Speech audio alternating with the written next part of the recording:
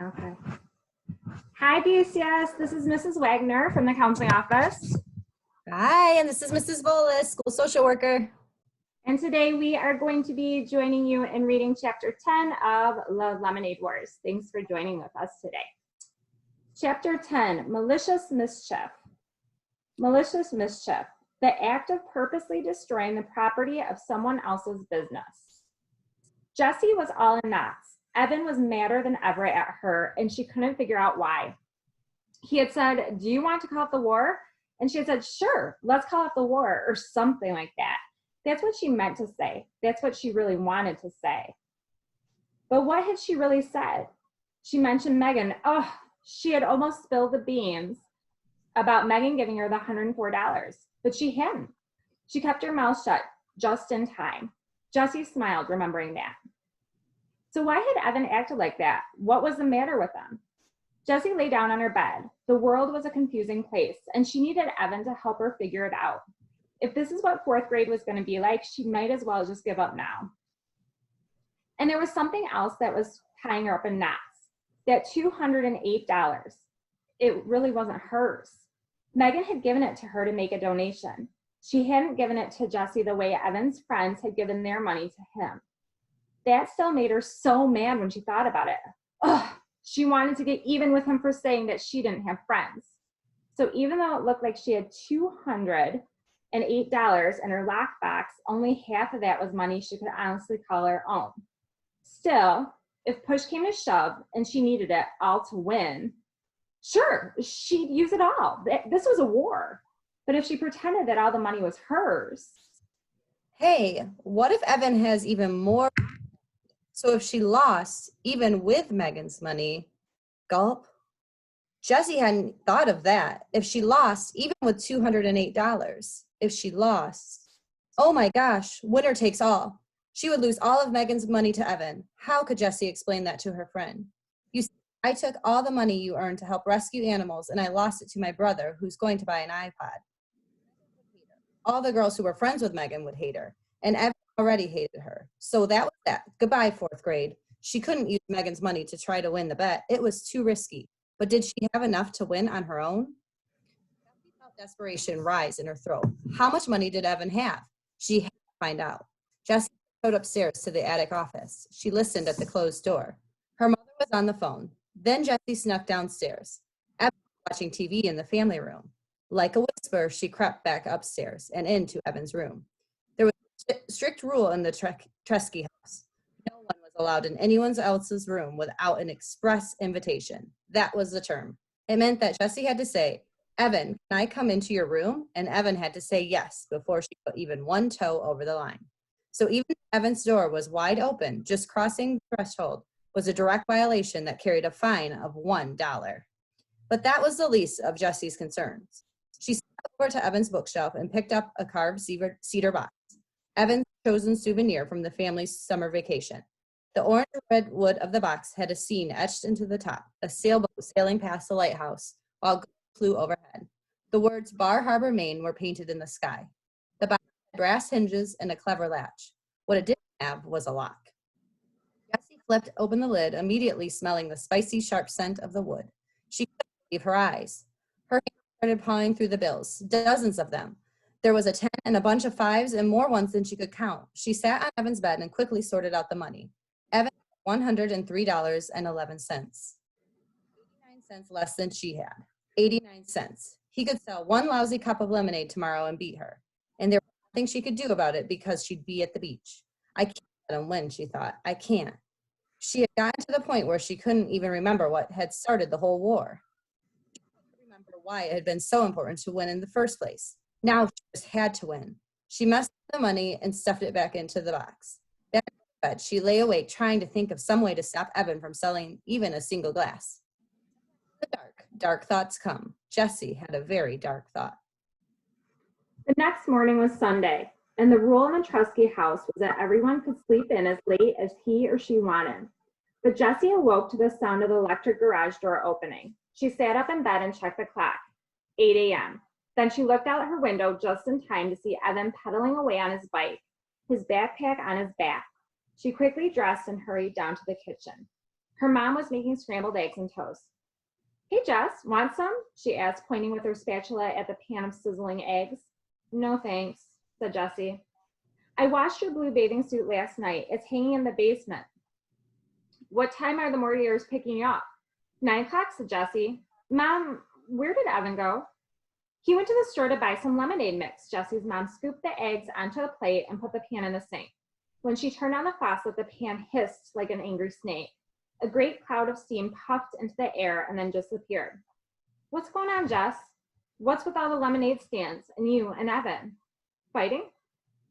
Jessie opened the pantry cupboard and pulled out a box of Kits. "Nothing," she said. She watched the cereal very carefully as she poured. She didn't want to look at her mother right then. Mrs. Chesky got the milk out of the refrigerator and put it on the counter next to Jessie's bowl. "It doesn't seem like nothing. It seems like there's a lot of bad feeling between the two of you." Jessie poured her milk slowly. "Evan's mad at me. And he's going to be a whole lot madder after today," she added in her head. "What's he mad about?" asked Mrs. Chesky. "I don't know. He called me a baby and said I ruined everything." And Jessie felt it coming. She tried to hold it back, but she knew it was coming. Her shoulders tightened up, her chest caved in, and her mouth opened in a howl. "And he said he hates me." Tears poured out of her eyes and dropped into her cereal bowl. Her nose started to run and her lips quivered. With every sob, she let out a sound like tires squealing on a wet road. For the whole time Jessie cried, her mother wrapped her in a hug. And then, like a faucet turned off, Jessie stopped.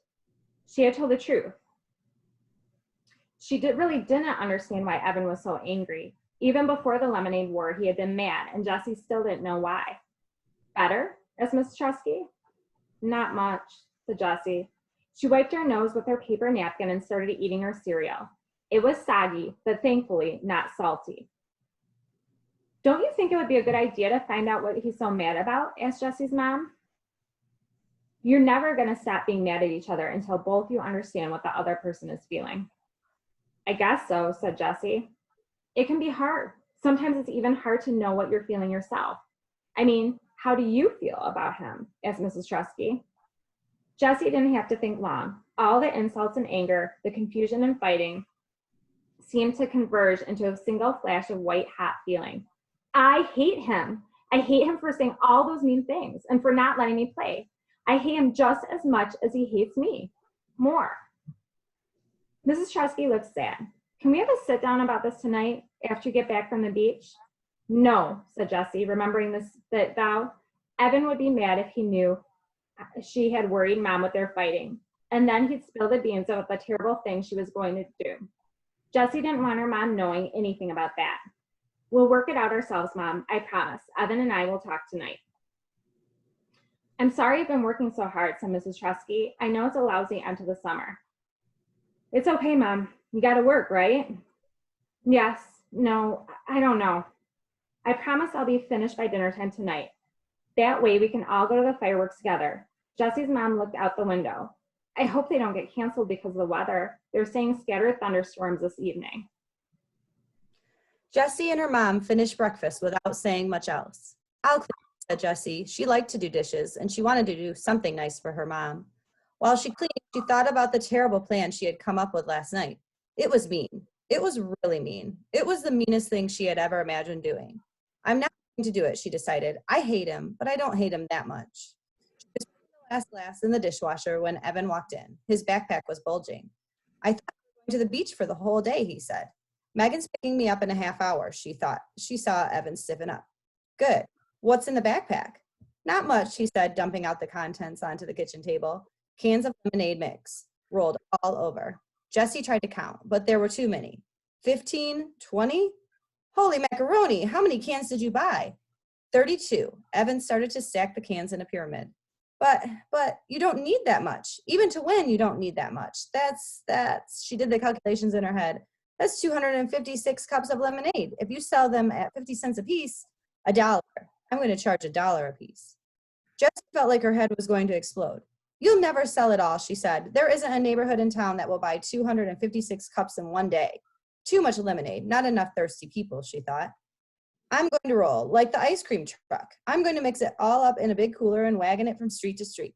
The high today is going to be 94 degrees. It might take me all day, but I'll sell every last drop. 256 smackers. And then tonight, Juicy, we count our earnings. Don't forget, winner takes all.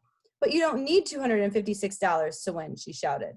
Evan stood tall and said in the gravelly voice that all the boys imitated, I don't play to win, I play to pulverize. Oh, what an idiot. Jessie couldn't believe her brother could be such a jerk. She watched as Evan put his rolling lemonade stand in the garage.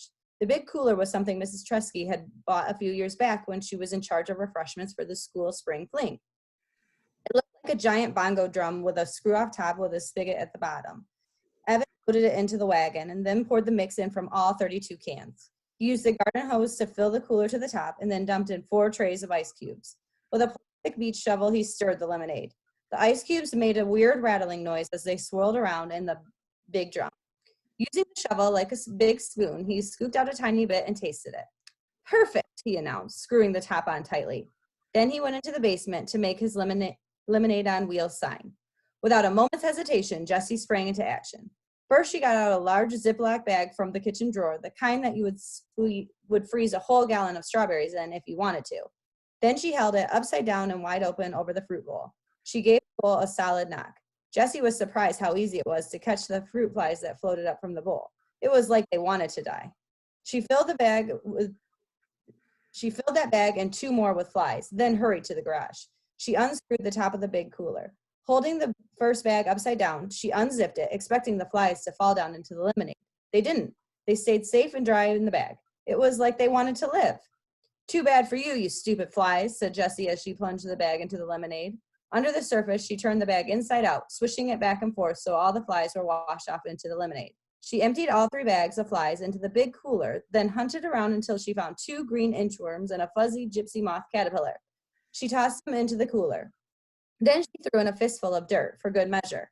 She was just about to screw the top back on when she heard Evan coming up the basement stairs. There wasn't enough time to get the top back on. He would see the bugs, and the whole plan was ruined.